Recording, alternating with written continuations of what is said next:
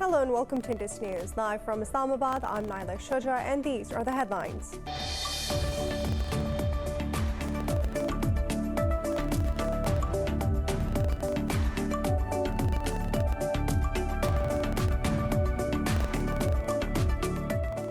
In Myanmar, security forces have killed another 13 people in one of the deadliest days since the February 1st coup.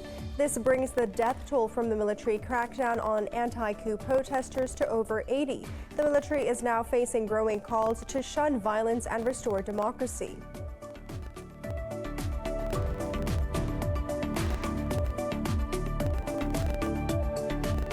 Indian troops have killed another Kashmiri youth in occupied Jammu and Kashmir. The civilian was killed in a cordon and search operation in the Rawalpura area of Shopian district.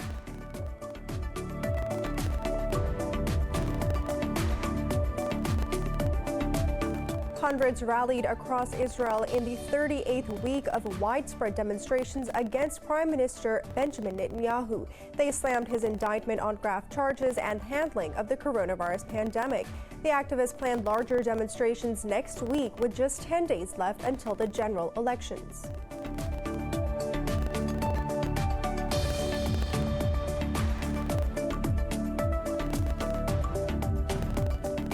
Brazil has reported nearly 2,000 COVID-19 deaths and 76,000 cases in the last 24 hours. Meanwhile, in Pakistan, the virus has claimed 32 more lives and infected nearly 2,600 more people overnight. The country has reported more than 13,500 fatalities since the pandemic began. Globally, there are over 119 million cases and more than 2.6 million deaths.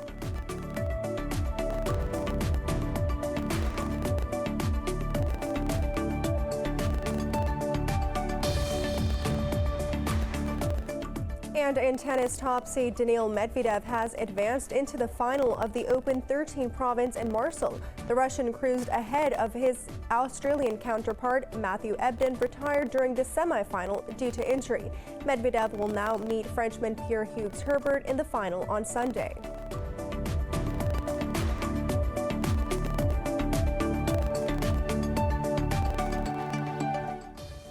For more news and details, stay tuned. We'll be right back after a short break.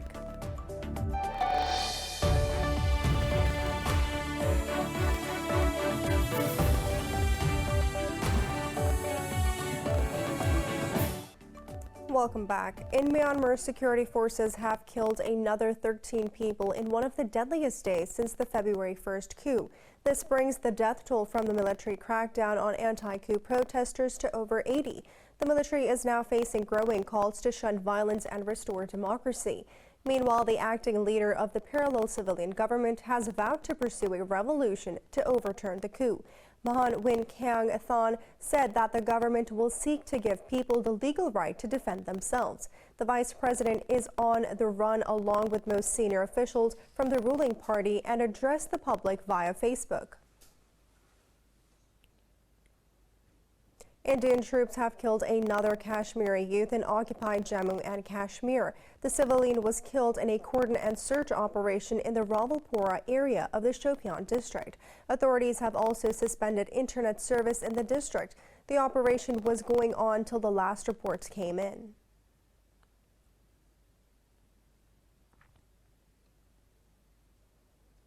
Hundreds rallied across Israel in the 38th week of widespread demonstrations against Prime Minister Benjamin Netanyahu. They slammed his indictment on graft charges, bribery, and handling of the coronavirus pandemic. The main demonstrations were held outside the Prime Minister's residence in Jerusalem and the private home in Caesarea. The activists plan larger demonstrations next week with just 10 days left until the general elections. The protesters said it was imperative to bring the spirit of the protest to the ballot box. One of the signs read that criminal rule must be changed through the vote. The nation is preparing to hold new elections on March 23rd, which will be its fourth poll in 2 years.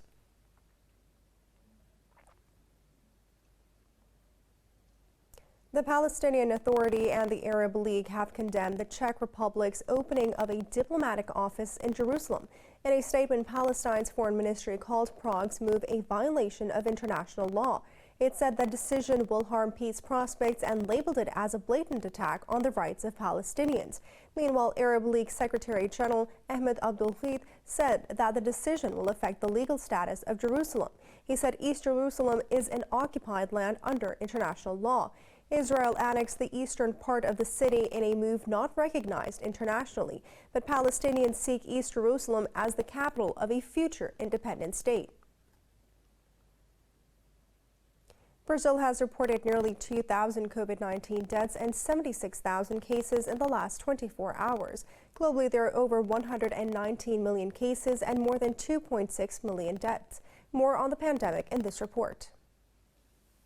Amid a pandemic, the governments are focusing primarily on two things: restricting the movement and increasing the administration of vaccines. The US has reported a record daily number of inoculations with more than 4.5 million vaccine doses administered. This has far surpassed the previous highest daily figure, which stood at 2.9 million doses. While Argentina is concerned by a rise in infections across the region and will increase border controls and preventative measures. In hard-hit Brazil, Sao Paulo, officials have taken increasingly dramatic steps to show they mean business. They have reinforced blitzes who broke up an illegal party with nearly 600 people in a windowless nightclub.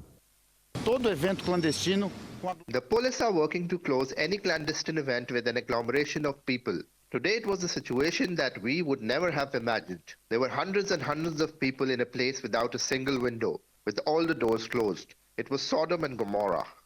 Over in Europe, Italy aims to vaccinate at least 80% of its population by the end of September. It will ramp up its program to hit a target of administering 500,000 doses each day. Norway says 3 health workers who recently received the AstraZeneca vaccine are being treated for bleeding, blood clots and a low count of platelets. Norway is among the other EU countries that halted the rollout of the Oxford vaccine earlier. But after 4 Spanish regions stopped administering AstraZeneca, the central government plans to keep using the shot. The northern Spanish region of Galicia has started a mass vaccination campaign with the jab. As any vaccine, AstraZeneca may have a series of effects. Generally pain in the area the vaccine was inoculated, or it can be headache or coughing, just as any other vaccine. The recommendation in case of these happen is to take 1 paracetamol and nothing else. Hong Kong is facing its 5th wave of infection, with a growing cluster centered on a high-end gym, logging 99 cases so far. Cases in the Great Tokyo area appears to be increasing and threaten to jeopardize the easing of restrictions scheduled for 21st of March. Australia has recorded its 2nd local case of COVID-19 in as many days. This is the first locally transmitted case in New South Wales state in 55 days. Meanwhile, Pakistan has registered another 32 deaths from COVID-19 and nearly 2,700 new cases. The health ministry says the nationwide death toll has topped 13,500. It said the tally of infections has crossed 605,000, while more than 570,000 have recovered. The ministry said the number of active cases in the country has surged to over 21,000. It said more than 1,800 patients are in critical condition. Planning Minister Asad Omar says the positivity rate of COVID-19 tests in the country has risen to 6%. Meanwhile, Pakistan's Civil Aviation Authority has extended the restrictions for inbound flights till March 18th. In London, police have detained 4 people during a vigil held in a memory of a woman murdered last week. Thousands gathered to mark the death of Sarah Everarde. Hours after the police officer charged her with murder appeared in the court. Mourners in South London defied coronavirus-related restrictions to pay tribute to the slain. The police initially kept a low-profile presence, but then began asking people to disperse. Later, tussles broke out between police officers and some protesters, leading to the arrests. The police said it acted to protect people as the crowd posed a risk of COVID-19 transmission. Officers on the ground were faced with a very difficult decision. Hundreds of people were tightly packed together, posing a very real risk of easily transmitting COVID-19. Police must act for people's safety. This is the only responsible thing to do. The pandemic is not over, and gatherings of hundreds of people from right across London and beyond are still not safe. The killing of the 33-year-old has caused nationwide outrage about women's safety, particularly when walking alone. Moving on, in the U.S. state of Kentucky, hundreds of demonstrators gathered in Louisville to mark the one-year anniversary of the killing of Breonna Taylor. The 26-year-old black medic's killing last year helped fuel U.S. protest against police brutality. Taylor was shot 6 times and killed by the police in her Louisville home during a botched raid. The 3 white officers involved in the killing were fired by the police department. However, a grand jury in September recommended no homicide charges against them in the case. The demonstration in Louisville called for justice for Taylor and reforms to the criminal justice system. Yeah, it's important to be out here today because it's been a year and we still have not got justice for Breonna Taylor. No one has been charged, no one has been prosecuted or convicted for her murder. And it's important for people to remember that, and that we have to continue to fight, and we can't stop. We have to keep going, and we cannot rest. The city of Louisville paid $12 million to Taylor's family and agreed to police reforms to settle a wrongful death lawsuit. Now moving on, in Nigeria, officials say 9 more students than originally thought are missing after gunmen stormed a college in Kaduna State earlier this week. The revision brings the total number of missing students to 39. Authorities said the military rescued 180 people on Friday, but 30 students remained unaccounted for. Kaduna State Security Commissioner Samuel Aruwan said they included 23 women and 16 men. Aruwan said that the state government is maintaining close communication with college management. The commissioner added that the security agencies are working to track the missing students. The abduction is the latest in a string of similar kidnapping cases within the last few weeks. 2 NASA astronauts have floated out of the International Space Station for technical and maintenance tasks. Mike Hopkins and Victor Glover Jr. conducted the walk for 6 hours and 47 minutes. Hopkins' helmet included a high-definition camera for crystal clear views throughout the walk. The astronauts vented old ammonia jumper cables and relocated one of them, connecting it to the cooling system for more efficiency. It was the 5th spacewalk of 2021 and the 237th spacewalk overall in support of the station in space. Expedition 64 flight engineers arrived at the space station in November as part of NASA's and SpaceX Crew 1 mission.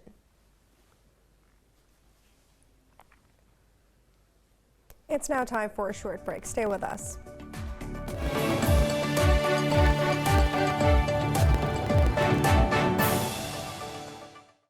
Welcome back. 3 rarest, most precious and famous items in the world are set to sell for millions at an auction in Sotheby's in New York City.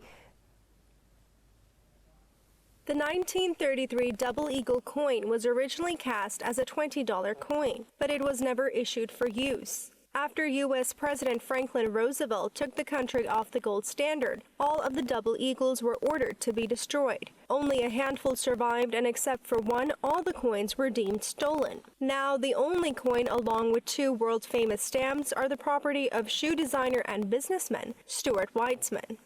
You have 3 treasures. Stuart was, I think, groundbreaking in the way that he collected, which instead of having a lot of one thing, he simply had the best in any given area, and that includes stamps and coins. Also a part of the 3 treasures sale are the famous British Guiana 1-cent magenta stamp and a plate block of the inverted Jenny stamps. Issued in 1856, the magenta is the rarest stamp in the world and is the only stamp of its kind. As for the inverted Jenny, the 24-cent stamp issued in 1981 is the most recognized and sought-after U.S. stamp. They are now expected to sell for whopping prices. The estimate on the British Guiana is 10 to 15 million. On the 1933 Double Eagle, it's 10 to 15. And on the inverted Jenny block, it's 5 to 7 million. The 3 items will be on display to the public by appointment at Sotheby's in New York through March 17th. They will also be offered for auction on June 8th.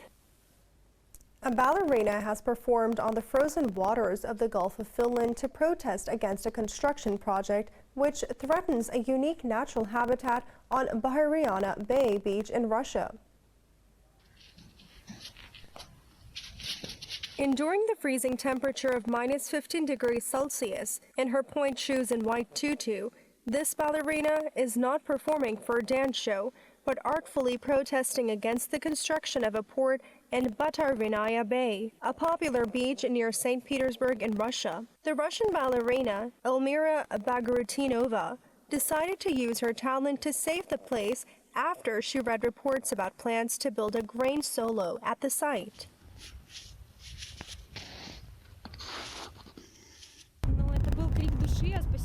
It was my heartfelt plea to save this amazing place, which is of a special meaning for me. I like going there to get some rest. It has a unique landscape. It's shallow and has old-growth forest, and swans come there every year. It is really beautiful and has all you need for happiness. Bagratinova filmed herself as she performed arabesques and piles on the frozen waters of BREONNA Bay. The Maritsky Theater dancer posted the video online, adding music from Tchaikovsky's Swan Lake in association to the swans that live in the area. I had this idea, of course, because one of the unique features of this place is that swans are coming there to nest. It is a unique part of it, to come and see them swimming. And of course, a swan is the most known image in ballet. Bagratinova called on Russians to sign an online petition addressed to President Vladimir Putin, calling for the bay to be left in its natural state. The petition has so far gained more than 7,650 signatures. Art enthusiasts say everything one can imagine is real. A Tokyo-based group has taken this thinking to the next level, combining sauna with aspects of digital art. This report has more. Visitors stare in awe as a wall of flowers petals burst into 1,000 fragments. Then a huge ball levitates in the air, turning from red to blue to purple. This is the latest creation of Japan's popular Team Lab collective, which has made a maze of 7 saunas lit up in the hues of red, green, and yellow. We try to make the visitor to be in a very relaxed and it's a luxury mindset. And we use of the saunas techniques like hot, cold rest, and that cycles. And after that, if you saw it in artworks, or if you're one part of its artworks, maybe the experience is going to be much more richer than normal dimensions, or it's a normal mindset. The group took over an empty lot and erected a massive tent housing the sauna rooms and 3 immersive art installations. TikTok Team Lab Reconnect opens on the 22nd of March and will run until the end of August. For $44 on weekdays, visitors can dip in and out of the hot rooms to experience the breathtaking artworks. Nobody go to the art museums with these fashions because like art is art and the sauna is saunas. But what we wanted to try is it's combined and it's try to be very differentiated, like an experience and a different experience of its art. That is a unique point. Team Lab hopes to impact all senses of the visitors, including touch, sound, and smell. For most people, physical activities take a back seat when they reach old age. But soon after taking his COVID-19 vaccine, an 89-year-old New Yorker has returned to his favorite activity, dancing. More about this young at-heart American in this report. Just like wine, Bob Holzman is getting better day by day. Over the last 7 decades, he danced his way around the city's events to the rhythms of swing, foxtrot, and salsa. Holzman is close to 90. But instead of entertaining regrets about the past, he cherishes every second of his life. I am 89 years old, but I am, I would say, days away from being 90 years old. And I feel as though that's part of a club. You know, you join a club of people who've lived a long time. And they have a lot to look back on, and they hope to look forward because this is a great time to live. He has always been a fixture in dancing parities, parties in Bryant Park and other places. When the pandemic struck in March last year, Holzman found himself stuck at home, happily occupied with reading e-books. He believes seniors are better at coping with the uncertainties that have arisen during the pandemic. Seniors, people like my age, seem to deal much better with the reality of COVID than people who were quite a bit younger. And my own guess has to do with the fact that when you're a senior, you've lived a while, you have the resources and the experience to be able to deal with almost any problem. Across the U.S., COVID-19 vaccinations are changing seniors' daily lives for the better. Older Americans are now visiting family members, eating away, and shopping in stores without fear of death or hospitalization. Art is not about the tools being used, but how the artist uses them to produce the end result. In the Philippines, Gilbert Angeles is transforming trash into aesthetic artwork to raise awareness about waste disposal. While scattering tiny shredded plastic bits across a repaired canvas, Filipino artist Gilbert Angeles is using waste to create paintings. Since 2019, he has made over 2,000 such paintings. The 49-year-old artist was compelled to take action after finding out that his country is one of the top marine plastic polluters in the world. We are the third contributor of plastic waste into the ocean, the third in the world. When I found out about that, I had to think of ways to raise awareness and knowledge on the reasons why we contribute these waste. All of Angeles' paintings are made from a mix of shredded plastics, expired paint, and leftover wood from demolished homes. These materials are either sourced from around his neighborhood in Manila or donated by the contacts he has built since starting his campaign. I love the fact that it gives us hope. This particular painting is called Living Hope, and that I find it really does give living hope. It's got beautiful colours, recycled plastic, repurposing bad things and making them beautiful things, or not necessarily bad things, but things that damage our environment. Angeles' artwork has been featured in upscale galleries, with paintings being sold for up to thousands of dollars. An amount of the profit will go to his recently established group Green Arts, which aims to promote the usage of recycled waste to produce artwork.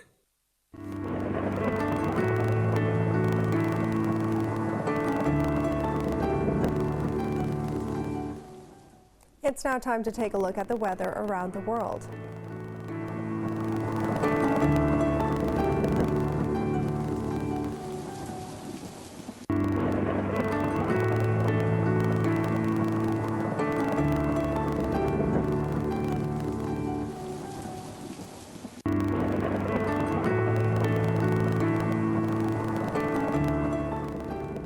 For the latest news updates, you can follow us on our social media at Indus.News.